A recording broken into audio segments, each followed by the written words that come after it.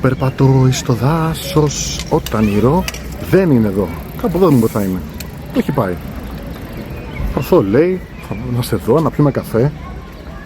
Θέλει και πάρκο, κυρία. Θέλει πάρκο, λέει, με τρένα. Έτσι μου λέει. Πάμε να δούμε τα τρένα. Ποια τρένα να δούμε? Τι είμαστε, σταθμάρχες. Πού έχει πάει αυτό το κορίτσι? Ο Κυριάκος με ψάχνει στο πάρκο. Ο Κυριάκος, ο γελάς, ο γνωστός, ξέρετε. Με ψάχνει στο πάρκο και έχουμε ψιλοχαθεί, δεν ξέρω που βρίσκεται. Κυριάκο! Κυριάκο, πού είσαι? Τη βλέπω, νάτι. Εδώ, εδώ. Νάτος! Τόση ώρα και τον ψάχνω σε όλο το πάρκο. Έχει πάει στα τρένα. Του είπα στα τρένα, δεν του είπα στα τρένα να πάμε βόλτα. Του είπα στα τρένα ραντεβού. Εδώ, να, ορίστε. Το πάρκο του είσαι. Να! Κυριάκο! Έλα, γεια! Πού είσαι, κοριτσάκι μου, τι κάνεις? Επιτέλους βρεθήκαμε. Αχ, να ξαποστάσουμε λίγο, έχει πια σκεφτεί η ζέστη. Που είδες ο Απρίλης τελικά, μας το φύλαγε. Κυριάκος εδώ. Ήρω εδώ. Λοιπόν, δεν βρισκόμαστε για καφέ. Σχεδόν καθόλου. Δεν μπορούμε με υποχρεώσεις, με δουλειές. Ναι, γιατί εσύ δεν δουλεύεις. Εγώ. Και τα λεφτά πώς γίνονται? Άκου να δεις κάτι. Πώς γίνονται? Η influencer της παρέας είναι άλλη. Εγώ είμαι ένας φτωχός πλυντήμιος Ναι, λοιπόν, δεν εργαζόμενος. έχεις χρόνο για τίποτα. Οπότε του λέω ραντεβού στο πάρκο, πάρε μου καφέ και ερχόμαστε να πούμε μια κουβέντα. Και επειδή είπαμε να πούμε μια κουβέντα, λέμε δεν τη μαγνητοσκοπούμε κιόλας. Μπας και κάνουμε καμιά καριέρα. Να μάθετε κι εσείς λίγο τα δικά μας, παιδί μου, να μάθουμε εμείς τα δικά σας, να έχουμε να λέμε πράγματα. Λοιπόν, έχω να σου πω ότι είχα χθες το βράδυ αϊπνίες, δεν μπορούσα να κοιμηθώ, καθότι και μεγαλοκοπέλα έχουν αρχίσει και με πιάνουν οι αϊπνίες μου. Πάλι εμένα σκεφτόταν, ναι. Ξέρεις για αυτές τις αϊπνίες που έχουν οι γυναίκες μετά τα... Άντα. Εσύ είσαι... Λοιπόν, Είμαι, αλλά με έχουν πιάσει οι αϊπνίες μου. Θέλω να κάνω μια δήλωση. Να κάνω μια δήλωση.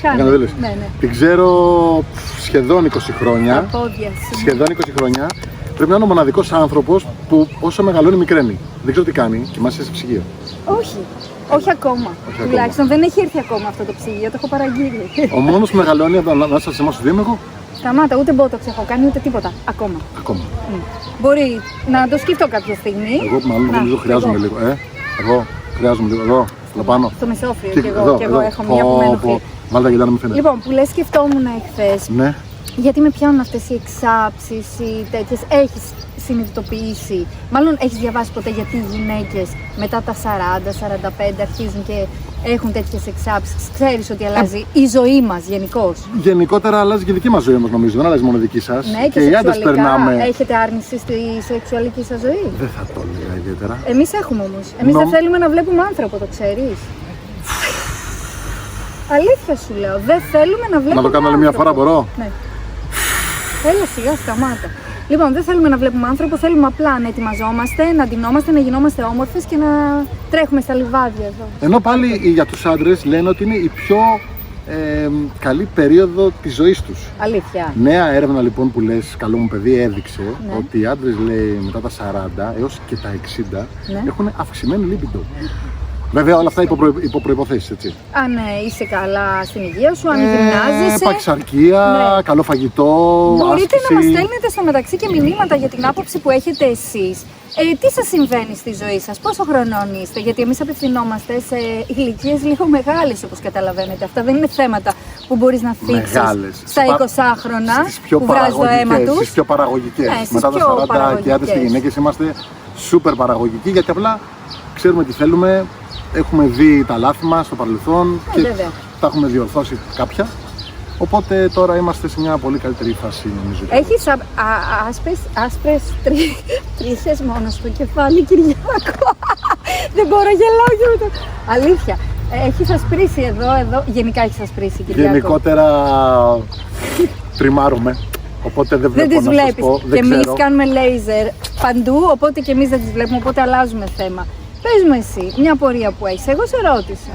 Κοίταξε να δεις κάτι, τώρα το κομμάτι το σεξουαλικό, η αλήθεια είναι ότι δεν το ήξερα. Να σου πω την αλήθεια. Ότι θα το πούμε. Όχι. Θα το πούμε, ήμουν σίγουρος 100% γιατί είμαστε εγώ και εσύ. Οπότε δεν υπήρχε περίπτωση να μην το σχολιάσουμε καθόλου. Αλλά ότι έχετε άρνηση γυναίκες. Γιατί εγώ ήξερα το αντίθετο, ότι όταν μπαίνετε σε αυτή τη φάση της ζωής σας, επειδή έχετε πάρα πολλές εξάψεις και έχετε αυξημένη λιμπιντό. Κάποιες μέρες ναι, πολύ. Αλλά αυτές οι μέρες είναι τώρα και μετά από μια εβδομάδα πάλι. Εντάξει, ανά μια εβδομάδα το δέχομαι. Το δέχεσαι? Δεν έχω πρόβλημα. Εντάξει, οκ. Καλά είναι, μια εβδομάδα. Μα να σου πω, δεν προλαβαίνεις. Να σου πω κάτι, κοίταξε, άκου να δεις κάτι. Δουλεύουμε, έχουμε παιδιά, σχολεία, φροντιστήρια, από εδώ, από εκεί, κούραση.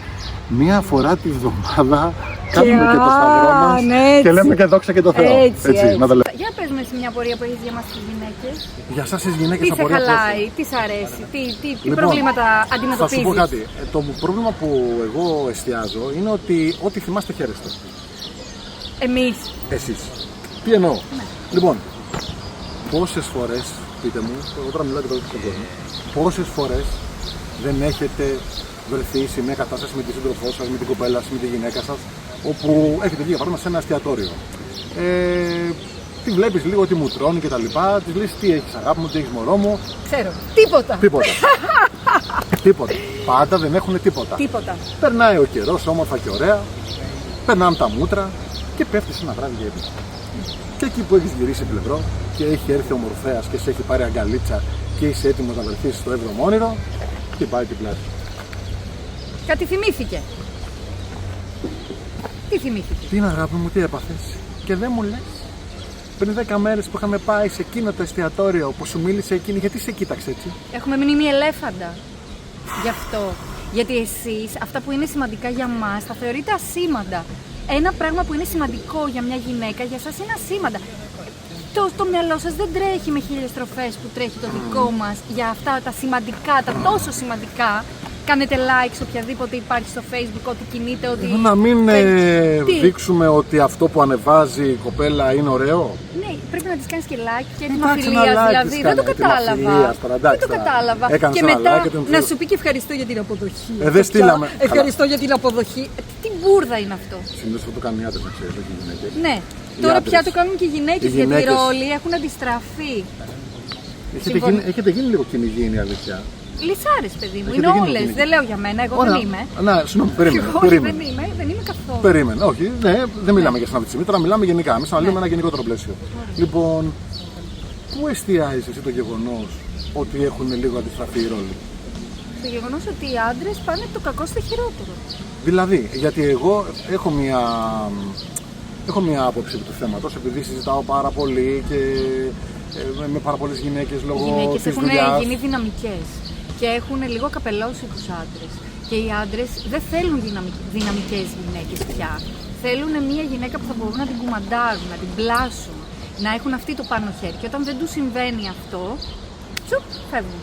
Εγώ πάλι νομίζω ότι το κομμάτι του, γιατί τώρα αυτό που αναλύσει είναι λίγο, είναι το επόμενο από αυτό που λέμε, δηλαδή γιατί οι γυναίκες δεν πλησιάζουν τους άντρες. Ή γιατί οι άντρες δεν πλησιάζουν οι γυναίκες. Βλέπω ότι κορίτσια από 20 έως 30-35 δεν θα κοιτάξουν ένα άντρα της ηλικίας τους, θα πάνε λίγο πιο πάνω. Λίγο πιο πάνω, δηλαδή πάνε 45, 50, 55. Και επειδή με κουβέντες που έχω κάνει, αυτό που έχω καταλάβει είναι ότι το πρόβλημα είναι στο ότι δεν είμαστε πλέον, να το βάλω έτσι εισαγωγικά, κάποιοι άντρες το αρσενικό που θέλει μια γυναίκα. Δηλαδή μια γυναίκα που θέλει τον άντρα δίπλα της να νιώθει μια σιγουριά. Πολύ σωστά το είπες. Όχι τον άντρα το βαρύ, τον παλιό που λέγανε ότι να δώσει καμιά σφαλιάρα. Καμία περίπτωση. Απαγορεύεται γενικά σε όλες τις ηλικίες και σε όλες τις περιπτώσεις της ζωής μας. Όμως, ναι, θέλουμε έναν άντρα δυναμικό. Θέλουμε έναν άντρα που να έρχεται στο σπίτι να μας κουβαλάει τα ψώνια. Θέλουμε έναν άντρα που να μας βοηθάει στις δουλειές του σπιτιού. Θέλουμε έναν άντρα που να μας φέρνει λεφτά, να μας κάνει δώρα, να μας δίνει μια όμορφη και. Να μην είναι χορηγός όμως. Όχι χορηγός. Άντρας, σύντροφος. Αλλά να μας τα δίνει όλα αυτά απλόχερα. Ναι. Για τη γυναίκα, τι είναι η γυναίκα? Είναι ένα μπουμπούκι. Ένα μπουμπούκι το οποίο έχει ανθίσει. Θα σε ποτίσουμε. Και αν έχεις καταφέρει και το ανθίσεις εσύ, έχεις κάνει ένα πολύ ωραίο πράγμα μέσα στη σχέση σου. Τι είναι η σχέση? Δύο άνθρωποι που, πρόσεξε, ξεδίψασαν ο ένας με το φιλί του άλλου σε κάποια δεδομένη στιγμή. Το άκουσα σε ένα σύριαλ. Πρέπει να σταματήσει να βλέπει σύριαλ, έτσι. Φοβερό. Εγώ πάλι θα έλεγα ότι ο άντρας και η γυναίκα, ενώ ανήκουν στο ίδιο είδος ζώων είναι δύο εντελώς διαφορετικά όντα. Αυτό που θέλω να πω είναι ότι ποτέ ένας άντρας δεν θα μπορέσει να καταλάβει μια γυναίκα και ποτέ μια γυναίκα δεν θα μπορέσει να καταλάβει έναν άντρα. Μπορεί να φυτέψεις το σπόρο του έρωτα μέσα στο μυαλό του ενός ή του άλλου, αλλά να κατανοήσεις ακριβώς το πώς σκέφτεται ένας άντρας και πώς μια γυναίκα, νομίζω ότι αυτό δεν θα συμβεί ποτέ. Νομίζω έχουν σκίσει τα πτυχία τους και όλοι οι ψυχολόγοι πάνω σε αυτό, έτσι. Οι ψυχίατροι, οι ψυχολόγοι δεν το έχουν βρει ακόμα. Και γιατί 100%. συμβαίνει αυτό, περίμενε, και γιατί συμβαίνει αυτό? Γιατί συμβαίνει αυτό? Γιατί πρώτα απ' όλα η ισορροπία σε μια σχέση είναι η γυναίκα. Όχι. Τι λες? Όχι. Ήσασταν ισόρροπες. Ωραία, περίμενε, να σου πω ένα πολύ απλό παράδειγμα. Για πες. Ωραία. Έχονται εκείνες οι μέρες του μήνα.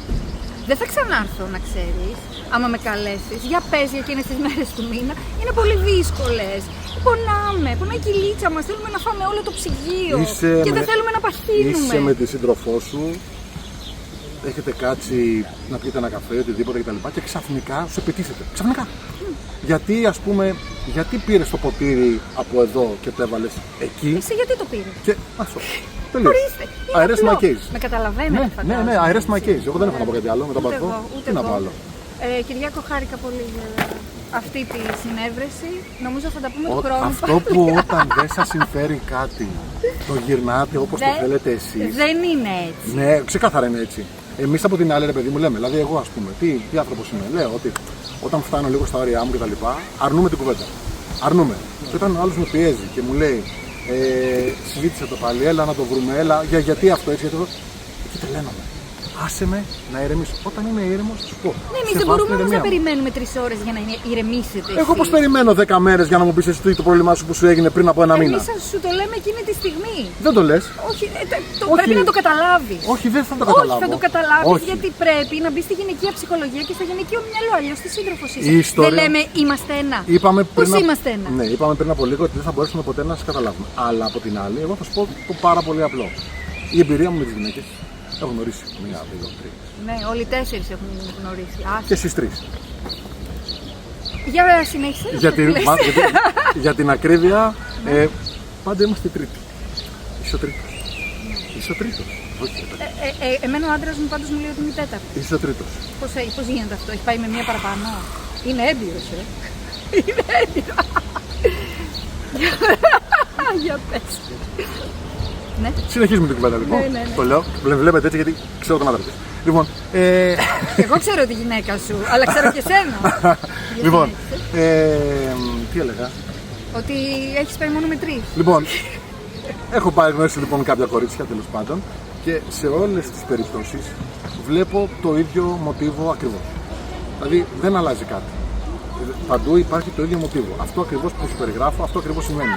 Και δεν έχει να κάνει, νομίζω, έχει να κάνει με τη φύση της γυναίκας.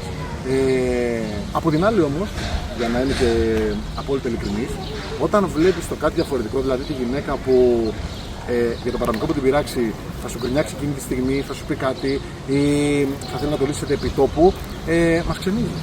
Είδες. Εμείς έχουμε πολλές πτυχές στη ψυχολογία μας και στην ιδιοσυγκρασία μας. Μπορούμε να γίνουμε χαμελέοντες, διαφορετικά πρόσωπα σε μία στιγμή. Και αυτό είναι που μας κάνει μοναδικές. Συμφωνείτε? Σας κάνει μοναδικές, αλλά σας κάνει και λίγο τρελές. Λοιπόν, νομίζω ότι μπορούμε να σταματήσουμε εδώ. Άλλο θέμα σε επόμενο βιντεάκι. Μείνετε εδώ. Αρκετά για σήμερα. Κυριάκος και Ηρώ με τις απορίες. Ηρώ και Κυριάκος. Ναι, με τις απορίες που μπορεί να έχετε κι εσείς και να στείλετε σχόλια. Τι θέλετε να συζητήσουμε σε επόμενο βίντεο.